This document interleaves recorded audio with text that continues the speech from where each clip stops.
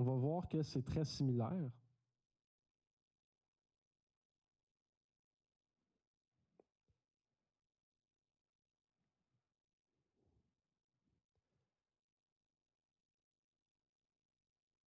Donc, on va voir en théorie pourquoi c'est similaire et ensuite, on va s'attarder à des techniques de calcul. Alors, le contexte maintenant, c'est que notre fonction f, elle est à 2 variables. Et puis, si on fait un petit peu le même exercice de se la représenter graphiquement, comme d'habitude, une fonction de 2 variables se trouve dans un espace à 3 dimensions. Et puis, son graphe maintenant, c'est une surface.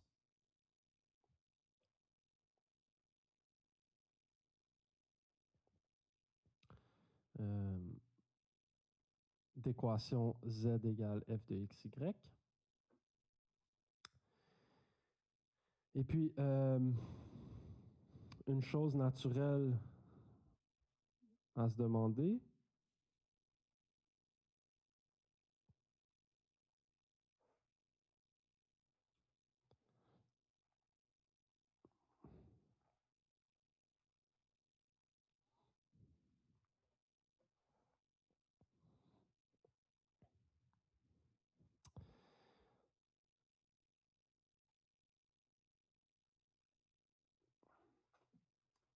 OK, cette fois-ci, c'est plutôt de prendre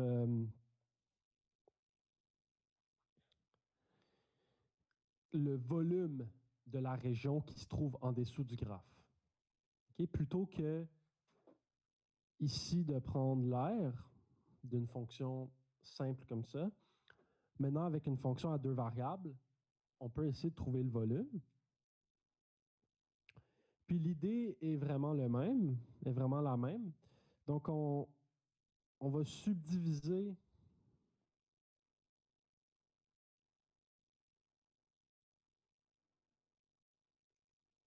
le rectangle en sous-rectangle de la même façon qu'on a subdivisé l'intervalle ici en sous-intervalle.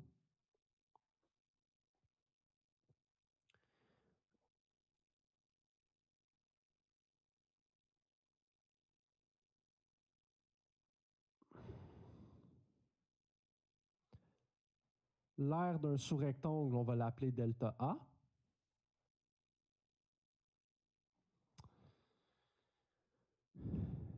Et puis, pour trouver le volume, par exemple,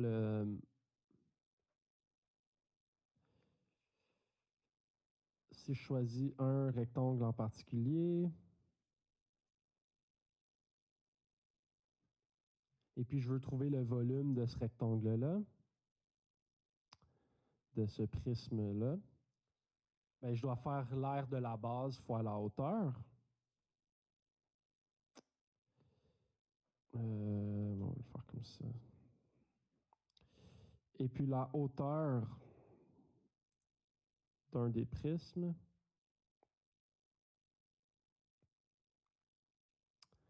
Eh bien, c'est la valeur de la fonction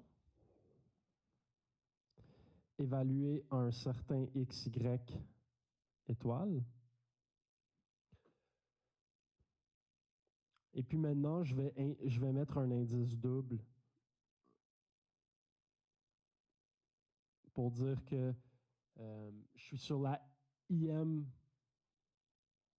partie par rapport à X et puis la JM par rapport à Y. Donc, pour chaque petit rectangle dans la sous-division, je vais pouvoir calculer sa hauteur avec la fonction. Et puis, un peu de façon analogue à ce qu'on a fait à une variable, maintenant, on va approximer le volume comme suit.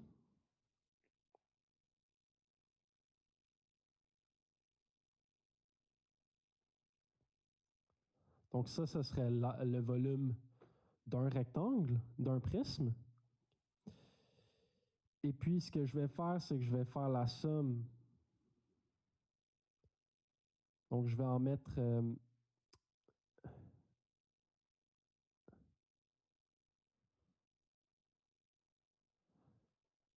je vais découper en M ici, puis découper en N là. Donc, au total, je vais faire une double somme.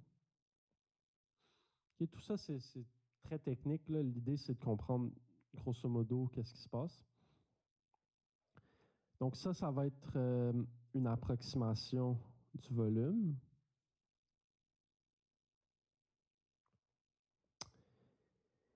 Et puis, de la même façon, on va se demander, OK, qu'est-ce qui arrive si je découpe de plus en plus horizontalement, de plus en plus verticalement? Qu'est-ce qui arrive si je prends la limite de ce découpage qui est de plus en plus fin? Et puis ça, si cette limite-là existe, on va dire que c'est l'intégrale double de la région R. Okay, donc la région R, c'est le rectangle ici, de f de xy intégré par rapport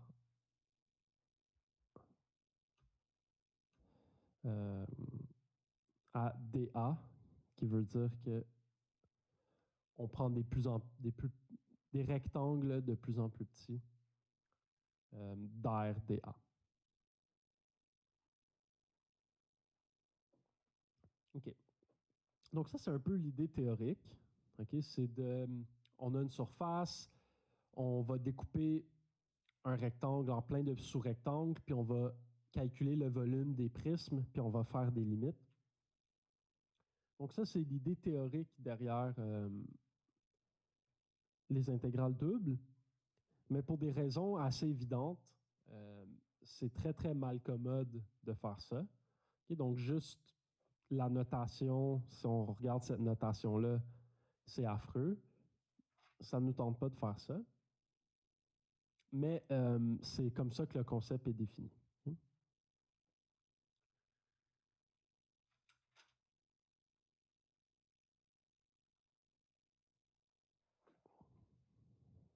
Est-ce que vous avez des questions jusque-là?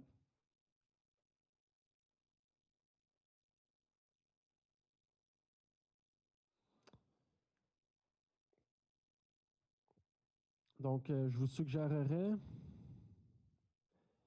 à la maison de voir la page 833.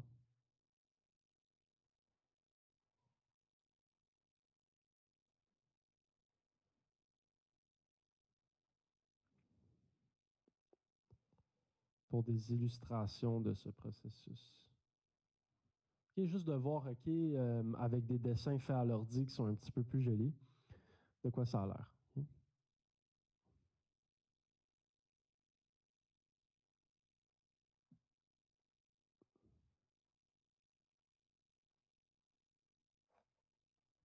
Alors, faisons un exemple.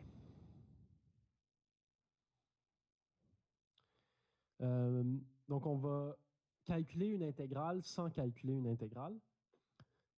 On va utiliser le fait qu'on comprend ce que représente l'intégrale pour donner sa valeur sans nécessairement utiliser des techniques d'intégration. Alors, on parle de l'exemple 2 de la page 833.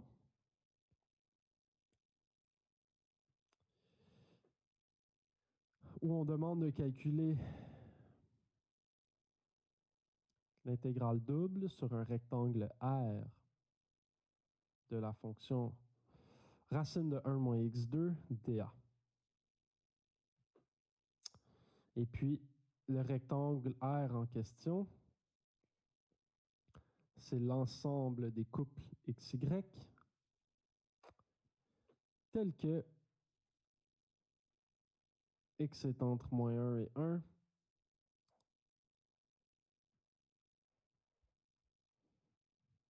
et y entre moins 2 et 2.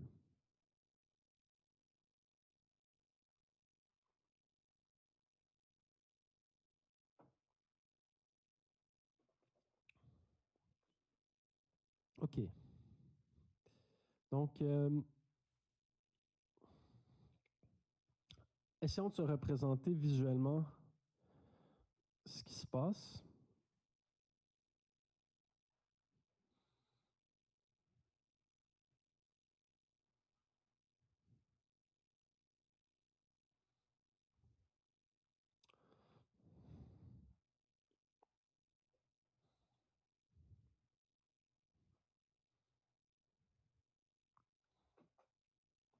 Alors, j'ai mon repère à 3 axes, X, Y et Z. Et puis, je vais représenter le rectangle. Donc, X doit être entre -1 et 1. Disons que ça, c'est 1, puis ça, c'est -1. Et puis, Y entre -2 et 2.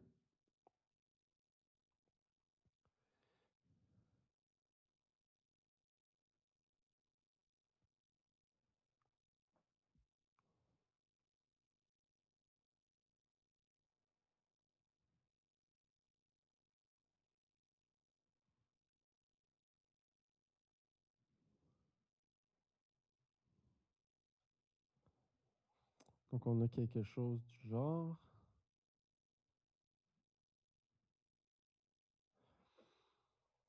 OK, donc, ça, c'est le rectangle qui se trouve dans le plan XY.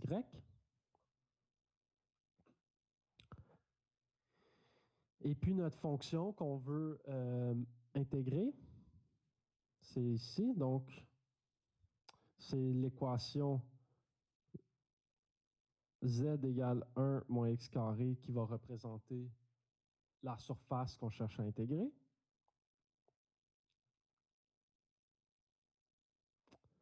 Et puis, si on retravaille ça un petit peu, pour se donner une idée,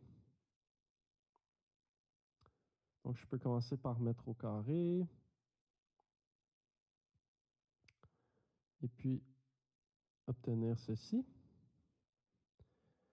Et puis, on se demande, c'est quoi, ça représente quoi cette équation-là? Un cercle sur le plan XZ, centré en 0, 0 avec un rayon de 1. Exactement. Et puis, parce que Y n'apparaît pas dans l'équation, le cercle est libre de se déplacer tout le long de l'axe des Y. Donc, ça forme un cylindre. Okay? Par contre, il y a une petite subtilité, c'est que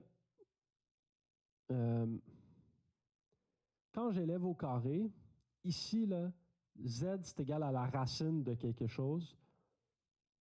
Donc, Z doit forcément être positif. Okay? Donc, ici, si je veux être rigoureux, cette équation-là, elle est vraie seulement si Z est strictement positif. Okay? Sinon, il n'y a pas l'équivalence. Donc, c'est la portion supérieure d'un cylindre. Donc, comme le rayon est de 1, ben,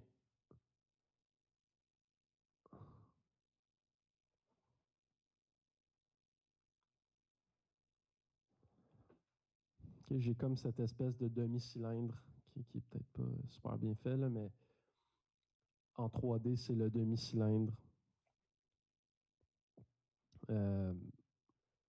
au-dessus de l'axe des Z et puis restreint par le rectangle ici. Donc, l'intégrale ici représente le volume de ce demi-cylindre-là.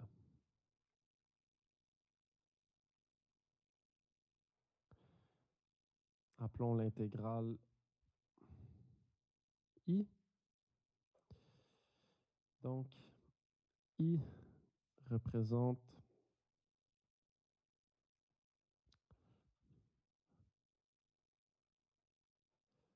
le volume du demi-cylindre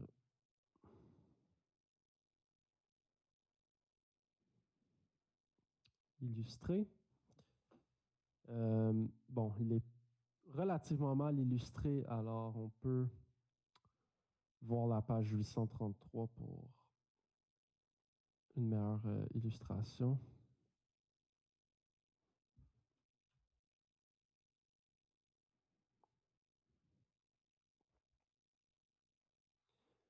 Alors, sans nécessairement calculer l'intégrale, on serait capable de trouver le volume directement par des méthodes géométriques. Donc, c'est quoi le volume de cette affaire-là? Ben, c'est l'aire de la base, donc l'aire de ce demi-cercle, fois la longueur du cylindre. L'aire du demi-cercle, c'est la moitié de pi fois le rayon, qui est 1 au carré. Et puis la longueur du cylindre, c'est 4. Alors l'intégrale ici, c'est 2pi.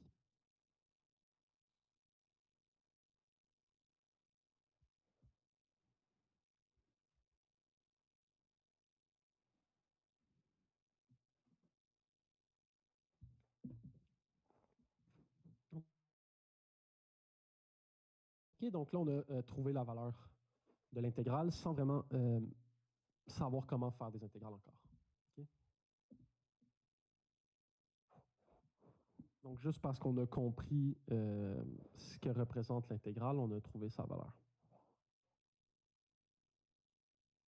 Avez-vous des questions sur ça?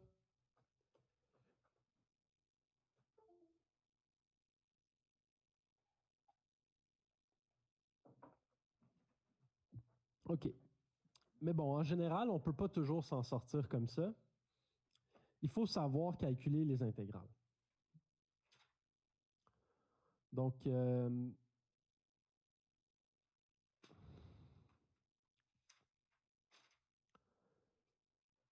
la section 12.2 va nous montrer comment les calculer. Mais avant, il y a juste un dernier détail à donner qui est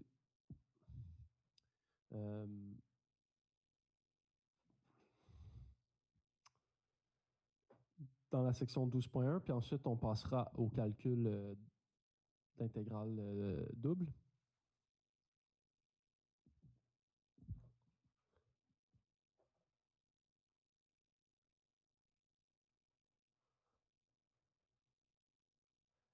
Alors, encore un petit rappel.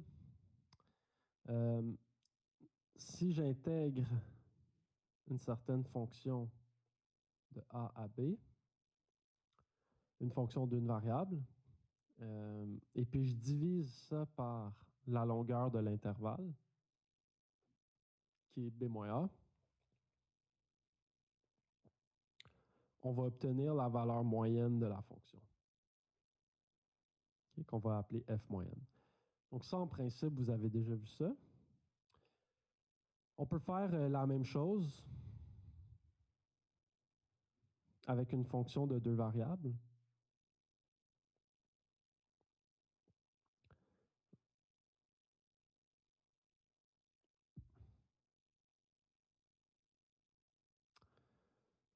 Donc, F moyenne, c'est quoi? Ben, c'est l'intégrale double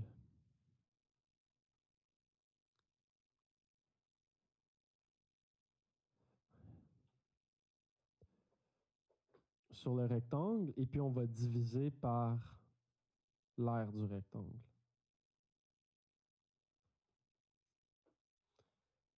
Okay? Donc, si on veut trouver la valeur moyenne d'une fonction de deux variables, c'est un peu la même idée, sauf que maintenant, on doit diviser par l'aire du rectangle. Mais bon, encore une fois, on ne sait pas vraiment encore comment calculer ces intégrales-là, donc pour le moment, ça reste un peu nébuleux.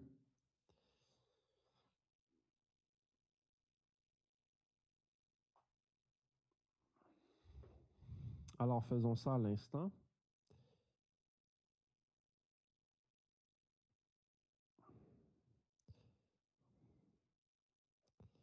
La section 12.2 va porter sur les intégrales itérées.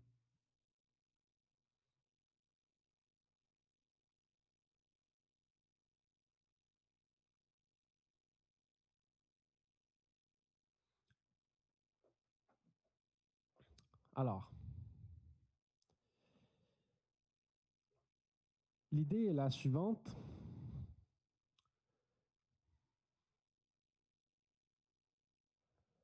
On a une fonction de deux variables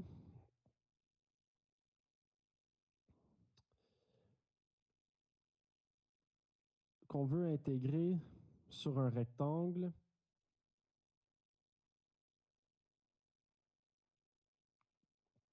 qu'on va appeler R, qui va être composé des couples XY tels que X est entre deux valeurs A et B, tandis qu'Y est entre deux valeurs C et D.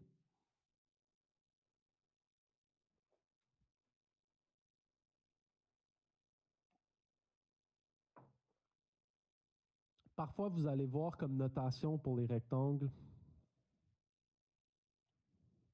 AB croix CD. Donc, cette notation-là, ça veut dire que la première variable est dans l'intervalle AB, tandis que la seconde est dans l'intervalle CD. Okay? Donc, c'est sous-entendu que on parle de deux variables x, y. Okay? Donc, vous allez peut-être voir cette notation-là dans le livre.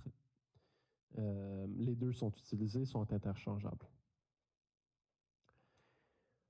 OK. Donc, commençons par faire le constat suivant.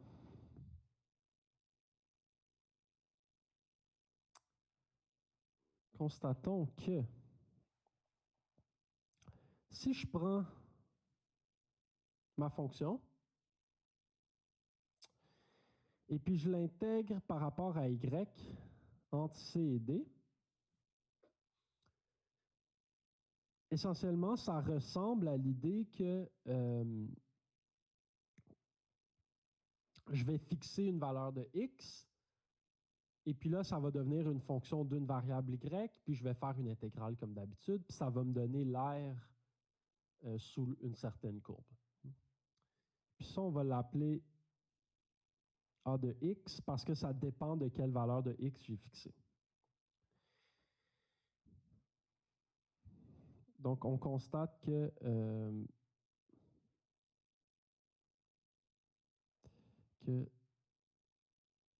cette intégrale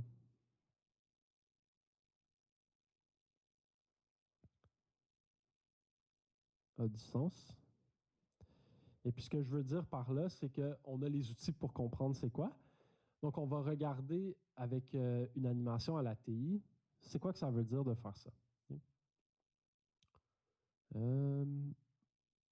Donc, permettez-moi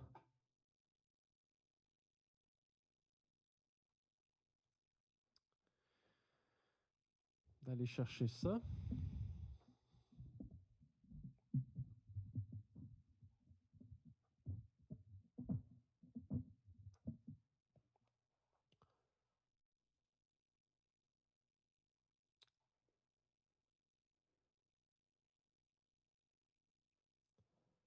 Alors, voici la surface d'une fonction. Okay, on s'en fout un peu, c'est quoi? Donc, le quadrillé, c'est notre fonction. Puis, le rectangle vert, c'est le rectangle R sur lequel on aimerait intégrer. Donc, je vais fixer une valeur de x, disons ici. Et puis, si j'intègre pour y tout le long du rectangle, ben, je vais obtenir l'aire sous la courbe qui va donner l'espèce de triangle bleu. Okay, parce que je fixe une valeur de x, et puis là, j'intègre le long d'y, donc ça me donne l'aire sous la courbe pour cette tranche du graphe de ma fonction. Donc ça, le triangle bleu, ce serait A de x, que j'ai écrit dans les diapos.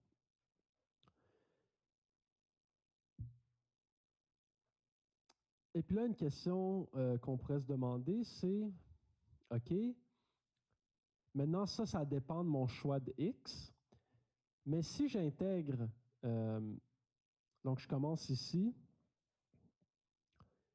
puis j'intègre sur toutes les valeurs de x cette aire-là, est-ce que ça va me donner le volume sous la courbe? Okay. Et puis la réponse, c'est Dans la majorité du temps, oui. OK, donc, si notre fonction n'est pas trop bizarre, ça va marcher. Puis c'est comme ça qu'on va calculer les intégrales doubles. Donc, ce qu'on va faire pour calculer les intégrales doubles, c'est qu'une fois qu'on aura calculé cette intégrale simple-là, ben, on va calculer maintenant a de x par rapport à x entre a et b.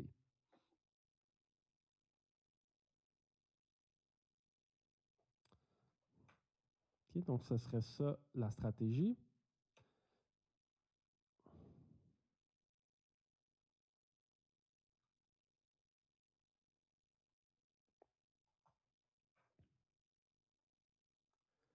Et puis, ben, c'est quoi a de x? Ben, a de x, c'est l'intégrale de c à d de f de x, y, dy. Donc ça, c'était mon a de x.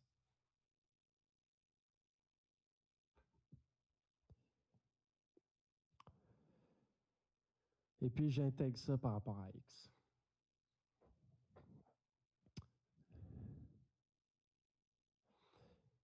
Et puis ça, on se demande, est-ce que c'est égal à ce qu'on a défini comme étant l'intégrale double sur le rectangle R?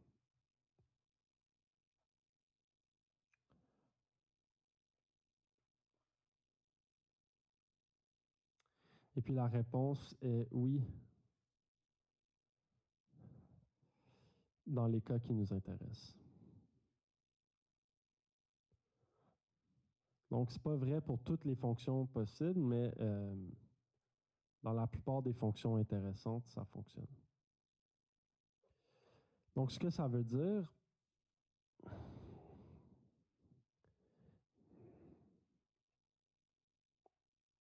c'est qu'on a trouvé une façon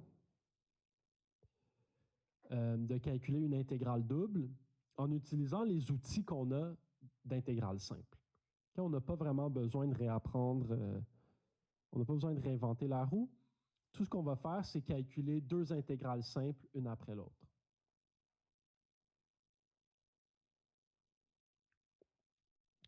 Donc, pour calculer une intégrale double,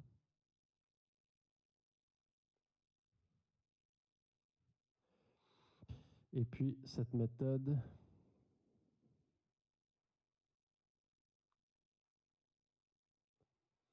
c'est ce qu'on appelle la méthode des intégrales itérées.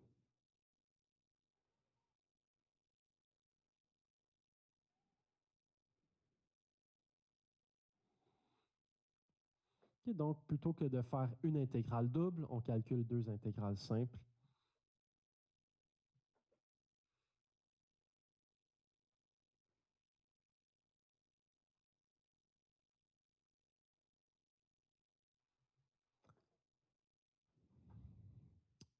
Regardons un exemple de ça. Avez-vous des questions?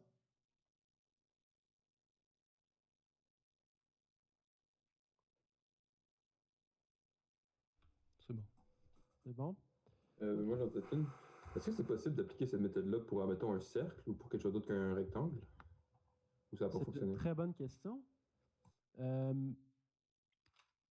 La section 12.3, c'est ça qu'on va faire. On va voir est-ce qu'on peut intégrer sur des régions qui ne sont pas des rectangles. La réponse, c'est oui, mais il faut payer un prix.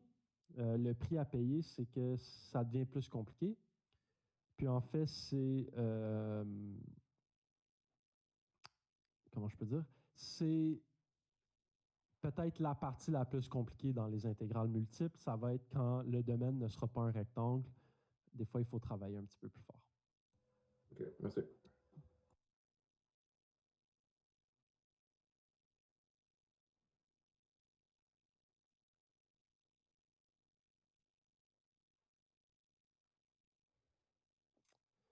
OK, donc faisons un exemple.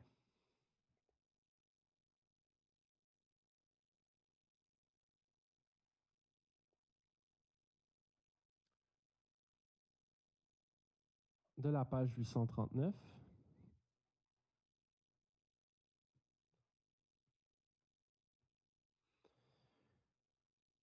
Donc au A, on demande d'intégrer la chose suivante.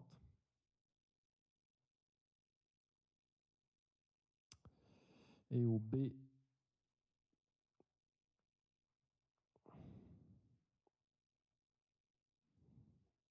d'intégrer la chose suivante. Bon, avant de faire ça, faisons quelques constats.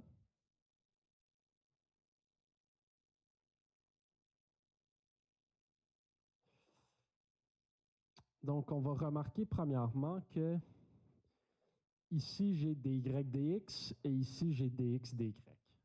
Okay? Donc, l'ordre n'est pas le même.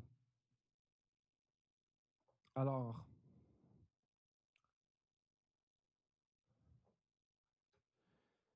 si je me fie à ce qu'on a fait plus tôt,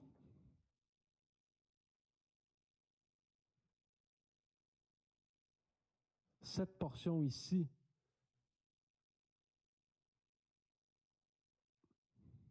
c'est que je fixe x comme une constante et puis j'intègre par rapport à y. Donc, on va le faire à la main puis on va le faire à la TI après. Donc, x étant constant, je peux le sortir de la première intégrale.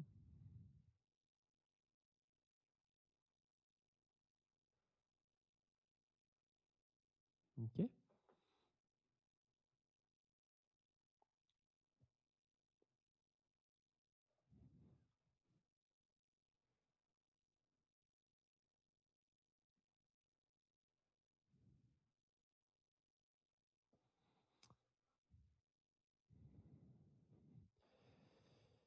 Ensuite, je peux intégrer ça, ça donne y2 sur 2 évalué de 1 à 2. J'ai mon x2 qui traîne.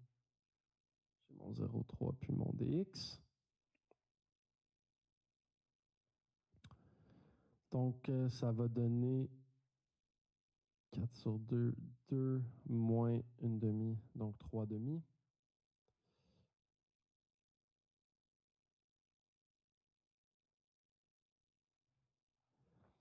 Et puis là, j'ai une intégrale simple, donc 3 demi, x3 sur 3, évalué entre 0 et 3, ça va faire 27 demi.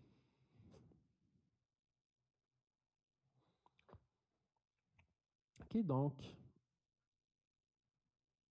on fait le calcul pour A. On remarque que la première intégrale ici, c'est par rapport à Y.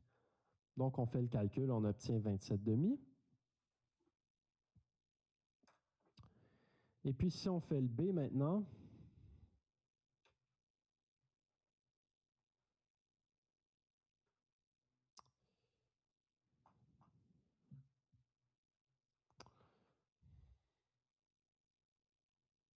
bon, cette fois-ci,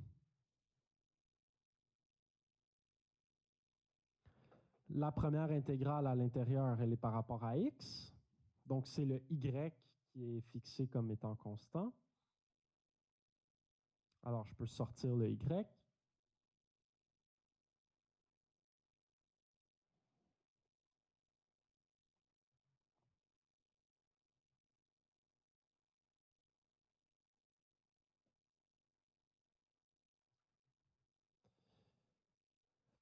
Donc, je peux intégrer ma première intégrale ici.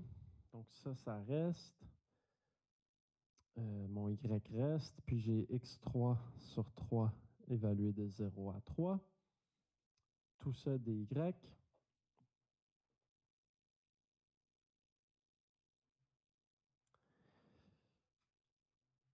Ça va donner 9. Donc, je vais sortir le 9. Ensuite, je vais avoir l'intégrale de y dy. une petite intégrale simple qui donne ça. Et puis, si je fais le calcul, j'obtiens encore 27,5.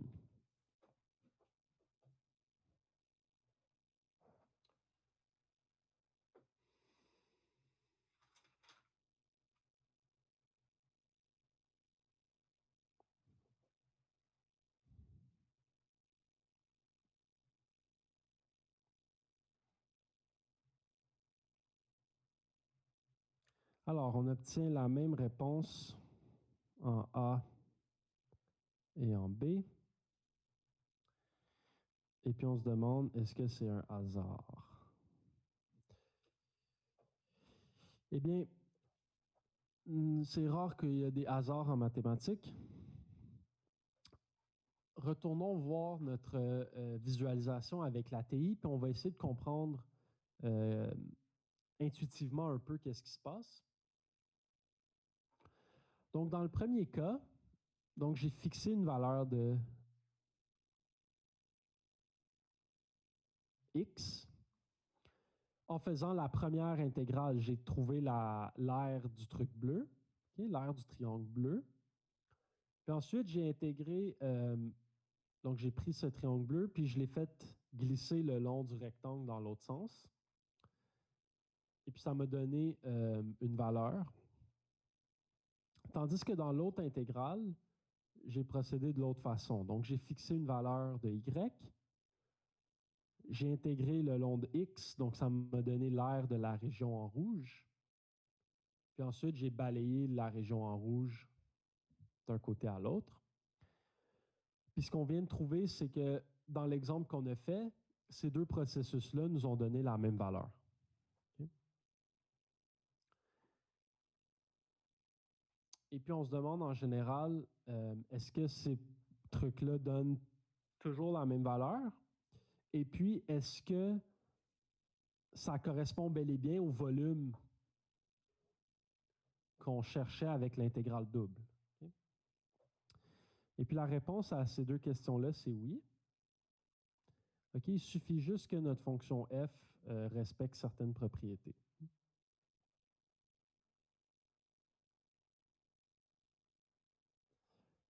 Donc, la raison que ça marche a été prouvée dans un théorème qu'on appelle le théorème de Fubini. Donc, je ne connais pas personnellement Fubini, mais son théorème, c'est vraiment notre sauveur parce que sans ça, on n'aurait pas vraiment de moyen de faire nos intégrales.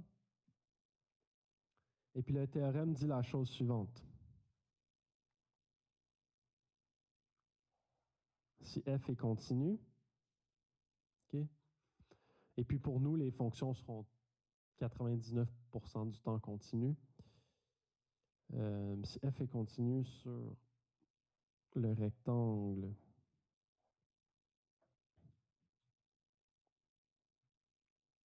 R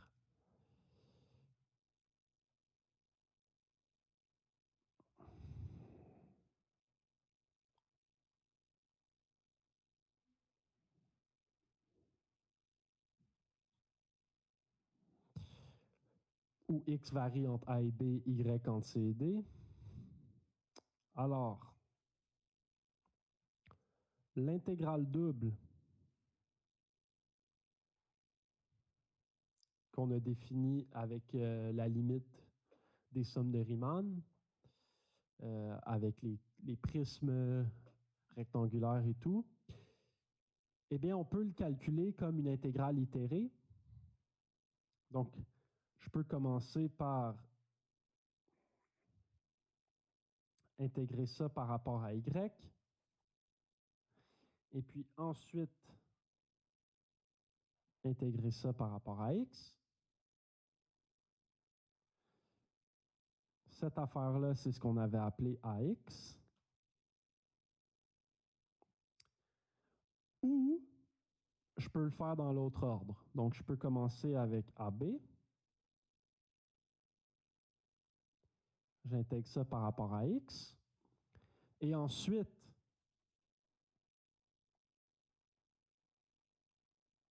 j'intègre ça par rapport à y.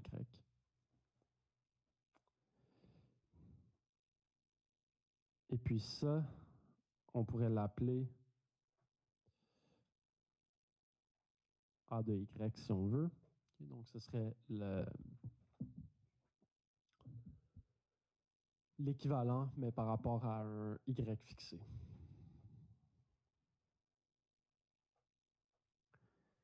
Donc, ce théorème-là nous dit que faire l'intégrale double, on peut le faire en calculant l'intégrale itérée, en commençant par x ou par y, et puis en utilisant les bornes du rectangle.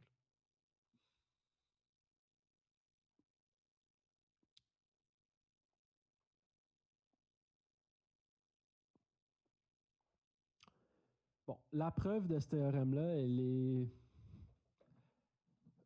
pas mal difficile. OK. Moi, je l'ai vu pour la première fois dans un cours de maîtrise, puis c'est assez difficile à faire, prouver que ça marche. Mais on va juste l'appliquer, on va l'utiliser. On va être content que Fubini nous donne ça. Puis ça va être vraiment ça qui va être crucial dans cette portion du cours, c'est être capable d'utiliser les intégrales itérées ici pour faire les intégrales doubles. Okay. Notre calculatrice est capable de faire ça. Alors, allons voir comment faire ça. Prenons l'exemple précédent, puis faisons-le à l'ATI. Donc, on utilise un menu calcul. On utilise l'intégrale. Donc, c'est très important d'y aller en commençant par l'extérieur. Okay? Les intégrales vont s'imbriquer. Donc, dans l'exemple 1, la lettre A, donc l'intégrale de l'extérieur allait de 0 à 3, puis elle était par rapport à x.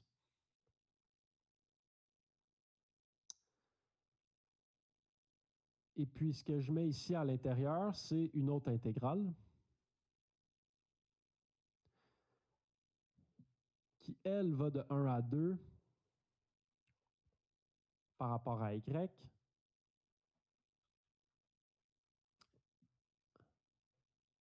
Et puis ensuite, j'écris ma fonction.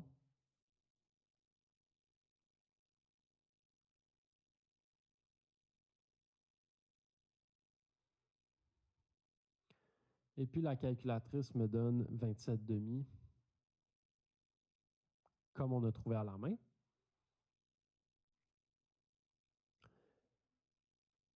Et puis si je la fais dans l'autre sens, donc je commence, maintenant l'intégrale extérieure va de 1 à 2, et puis elle est par rapport à y.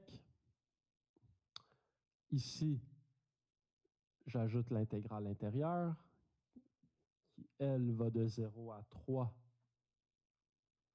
qui est par rapport à x.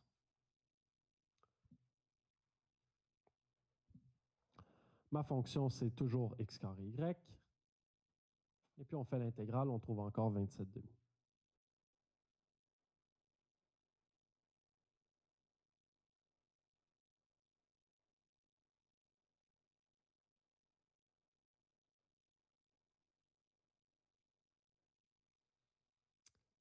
Est-ce que ça va pour ça?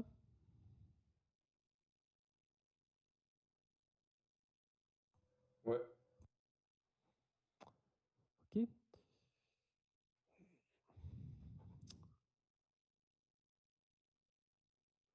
Allons voir un autre exemple, puis on va dire quelques commentaires, puis ensuite on va le calculer à l'ATI.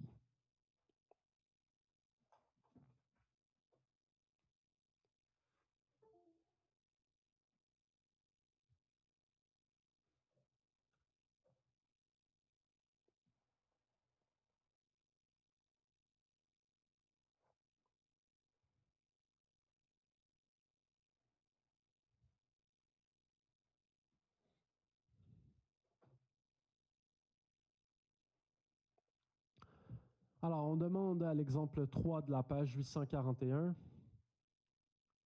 de faire ceci. Donc, l'intégrale sur R de la fonction y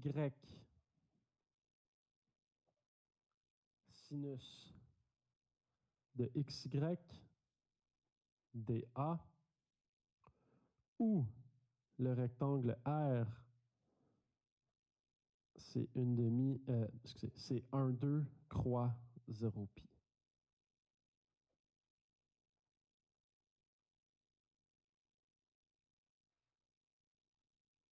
OK, donc on va utiliser le théorème de Fubini, puis on va commencer par écrire ça comme une intégrale itérée.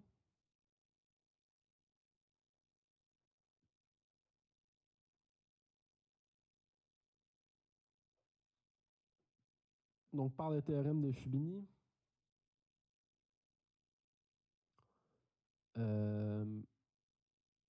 si je commence par intégrer, disons, par rapport à x, donc x va de 1 à 2, okay, selon le rectangle ici. La fonction, c'est y sin de xy. Et donc ça, ce serait mon a de y. Et puis, y va de 0 à pi. Donc, j'intègre de 0 à pi par la suite. Puis, on pourrait faire ça à l'ATI.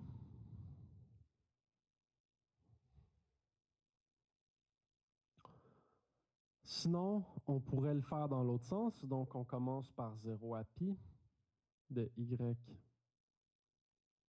sin de xy dy de 1 à 2 dx. Ça, ce serait le a de x. Et puis, on peut faire ça à l'ATI.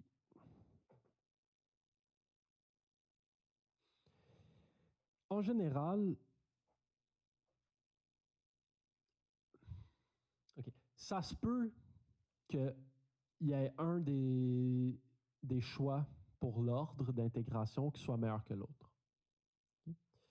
Donc ici, de commencer par x et ensuite y va être préférable au choix de commencer de y par rapport à x. Quand on le fait à la main, c'est flagrant. Okay? Pourquoi? Ben parce que si je commence par x, ce y-là, il n'y a pas rapport, il est constant, donc je peux le sortir. Puis là, je dois juste intégrer un sin, puis ça, c'est facile. Tandis que si je commence par rapport à y, là, j'ai y fois sin de xy. Donc, je dois faire une intégrale par partie. C'est plus long, c'est plus de travail. Mais bon, dans la majorité des cas, on le fait même pas à la main. Donc, on peut se dire, ben, peut-être c'est pas vraiment important. Et puis, on a raison. Okay? C'est pas super important, mais regardons qu'est-ce qui arrive dans les deux cas à l'ATI. Donc, on rentre ça dans notre TI.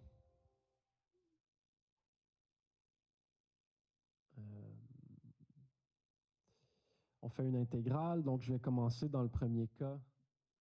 Donc, l'intégrale extérieure allait de 0 à pi, puis était par rapport à y. Tandis que l'intégrale à l'intérieur va de 1 à 2. Elle est par rapport à x. Et puis, la fonction qui m'intéresse, c'est y fois sin de xy. J'intègre, et puis elle me dit que ça vaut 0. OK, pas de problème. Écrivons-la de la deuxième façon maintenant. Donc, je prends l'intégrale. Cette fois-ci, l'extérieur va de 1 à 2, puis il est par rapport à x. À l'intérieur, je mets une autre intégrale qui va de 0 à pi par rapport à y. Et puis, ma fonction, c'est toujours y sin de x fois y Et puis là, la calculatrice est comme plus certaine. Elle me dit, il y a un petit message ici que questionable accuracy. Et puis, elle ne donne pas exactement 0. Okay? Elle donne une approximation.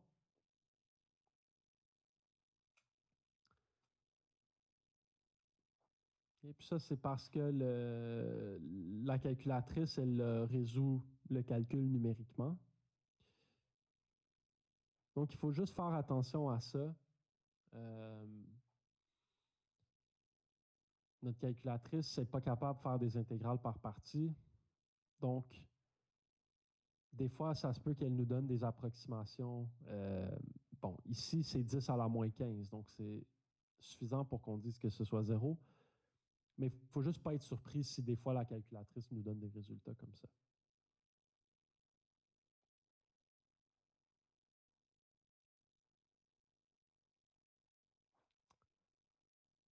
D'accord?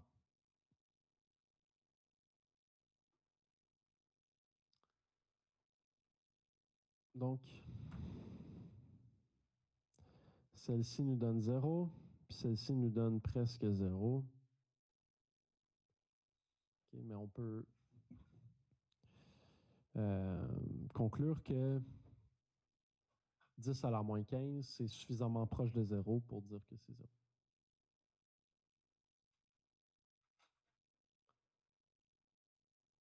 Avez-vous des questions sur ça?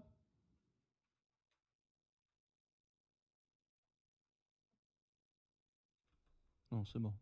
C'est bon? OK. Donc, il nous reste une petite chose à voir.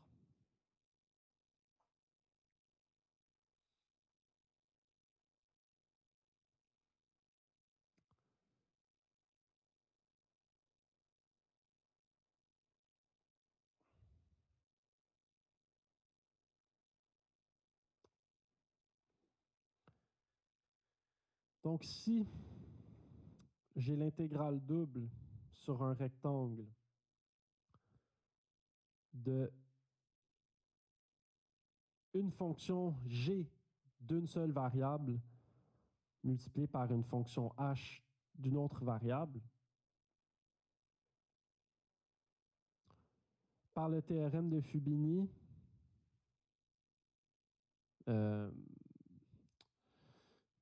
puis je vais juste spécifier que mon rectangle, c'est le rectangle habituel.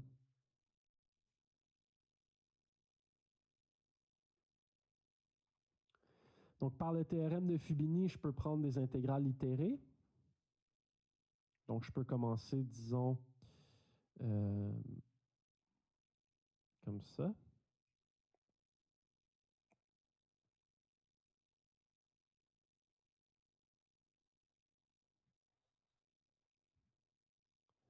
OK? Donc, parce que ma fonction ici, ma fonction ici, h, ne dépend pas de x, elle est constante dans ce terme-là, donc je peux la sortir.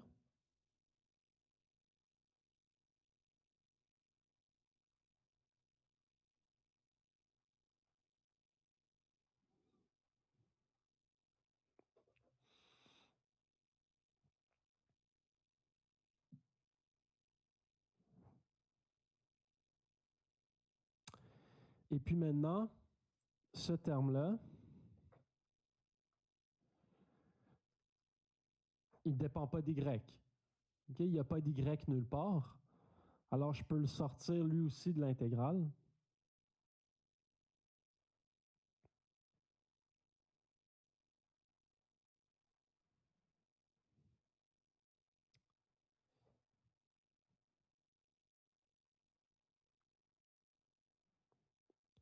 Alors, finalement, faire l'intégrale d'un produit de deux fonctions où une est fonction de x et l'autre est fonction de y, je peux juste le séparer en produit d'intégrale. Donc ça, c'est par théorème de Fubini. Et puis si on fait un exemple rapidement, vous allez voir que ça peut être pratique.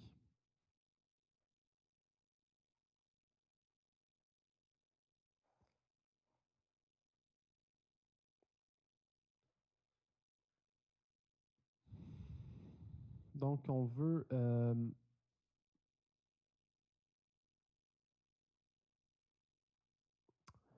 calculer. Donc, on a notre rectangle R qui est 0 pi sur 2 croix 0 pi sur 2. Et puis, on veut intégrer sur ce rectangle-là sin de x fois cos de y dA. J'applique la formule plutôt que je viens de montrer.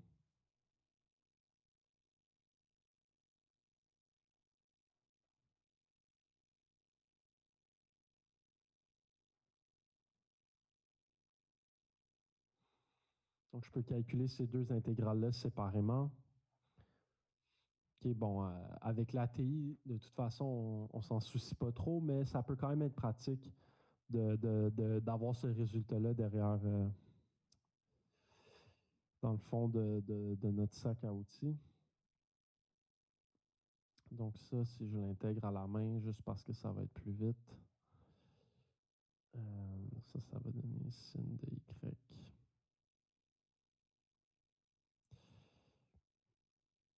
Cos de pi sur 2, c'est 0, moins 1, donc 1 fois sin de pi sur 2, c'est 1. Donc ça donne 1. Okay. Donc, dans certains cas, ça peut être pratique de séparer l'intégrale comme ça. Okay. Donc, si par exemple, on n'avait pas notre TI, ça serait super pratique. À la TI, les deux reviennent pas mal équivalents, mais c'est important de savoir qu'on a le droit de faire ça dans le cas où j'ai une fonction de x et une fonction d'y qui sont multipliées ensemble. Est-ce que c'est possible juste de retourner à la page précédente, s'il vous plaît? Ouais. Enfin, merci. Avez-vous des questions sur ça?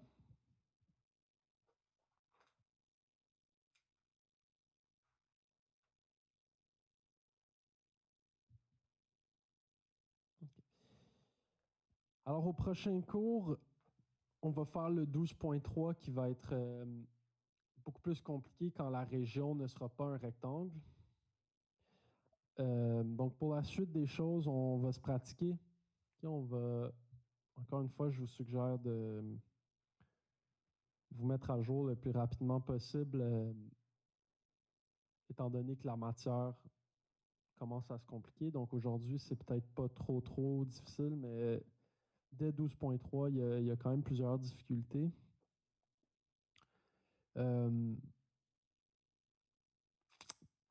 Aussi, je voulais vous dire que le devoir 2 va être disponible cette semaine.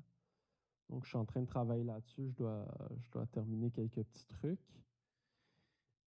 Et puis, je voulais aussi qu'on parle du mini-test qui s'en vient. Donc, seriez-vous d'accord à ce qu'on fasse le mini-test le 23 mars? Donc, ce serait dans 2 semaines. Sinon, on pourrait le faire le 30, mais ça commence à être proche de l'examen final. Donc, je pense que pour vous, ce serait mieux qu'on le fasse le 23. À moins que vous avez plein de trucs à remettre en même temps. Là. Moi, c'est correct le 23. Là. 23, donc à date, j'ai... Bon, OK, parfait. Moi aussi. OK, ben c'est ça qu'on va faire. Donc, mini-test le 23. Je donnerai la semaine prochaine, je vous dirai les détails de où est-ce qu'on est rendu, qu'est-ce qui va être évalué, etc. Et puis, le devoir qui va être disponible cette semaine, je vous donnerai probablement 3 semaines. Peut-être même 4, donc on pourrait le remettre à la dernière semaine de cours ou quelque chose, mais on officialisera tout ça. Okay?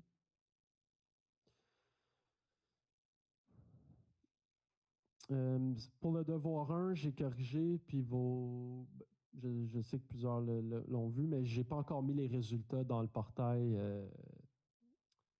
Donc, je vais faire ça. J'avais prévu le faire aujourd'hui. Sinon, ça va être demain ou après-demain. Euh, Sinon, vous pouvez consulter la personne qui a remis la copie puis voir votre note à partir de là. Et puis, c'est tout ce que j'avais pour vous en termes de matière. Donc, on peut prendre une pause et puis au retour, on prendra le reste de la période pour faire des exercices. Et donc, revenons à